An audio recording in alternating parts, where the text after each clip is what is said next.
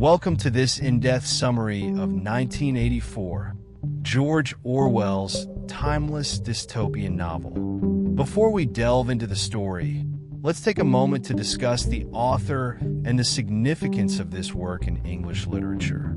George Orwell, born Eric Arthur Blair in 1903, was an English novelist, essayist, and critic known for his lucid prose, sharp criticism of totalitarianism, and staunch advocacy for social justice.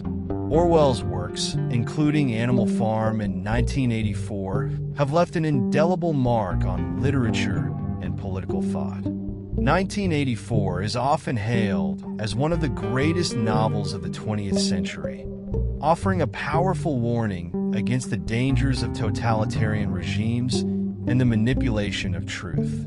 Published in 1949, 1984 has become a cornerstone of dystopian literature. Its exploration of themes such as surveillance, censorship, and the loss of individuality resonates deeply in a world where these issues are increasingly relevant. The novel's influence is so pervasive that terms like Big Brother, thought crime, and Orwellian have entered the lexicon, symbolizing the fight against oppressive power and the defense of freedom.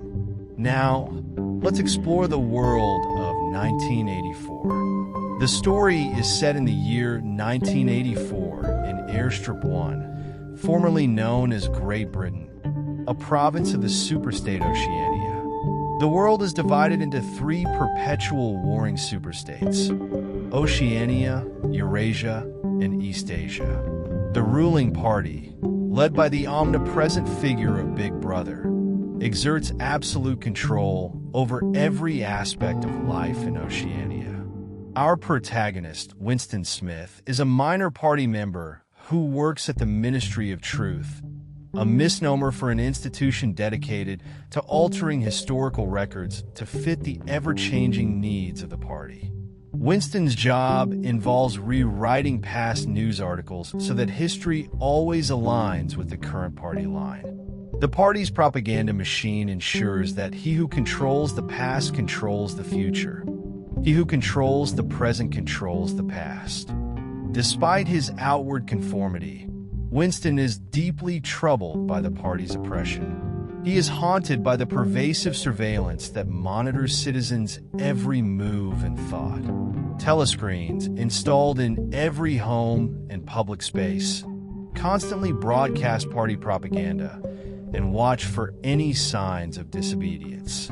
The Thought Police, a secret organization, ensures that even thinking against the party, known as thought crime, leads to severe punishment, often resulting in vaporization, where the person is not only killed but erased from existence as if they never lived. Winston's growing sense of despair and isolation leads him to secretly purchase a diary, an act of rebellion in itself, where he can express his forbidden thoughts. In it, he writes down with Big Brother, fully aware that this act could cost him his life. Winston's internal rebellion is further fueled when he encounters Julia, a young woman who works in the fiction department of the Ministry of Truth. Though he initially despises her, believing her to be a loyal follower of the party, he discovers that she, too, harbors rebellious thoughts. They embark on a clandestine love affair, meeting in hidden places to avoid the ever-present eyes of the party.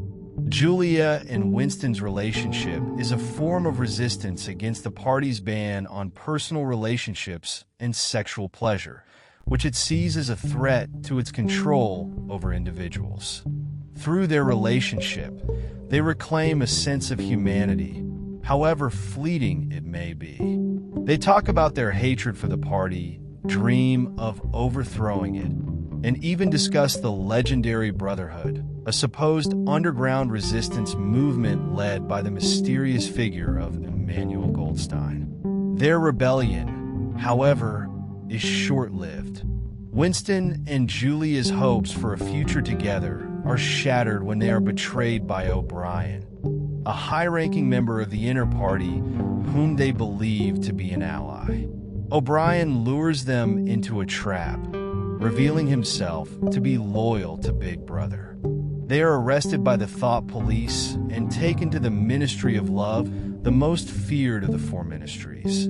The Ministry of Love is not a place of affection, but rather of brutal torture and mind control. Winston is subjected to severe physical and psychological torture designed to break his spirit and force him to conform to the party's ideology.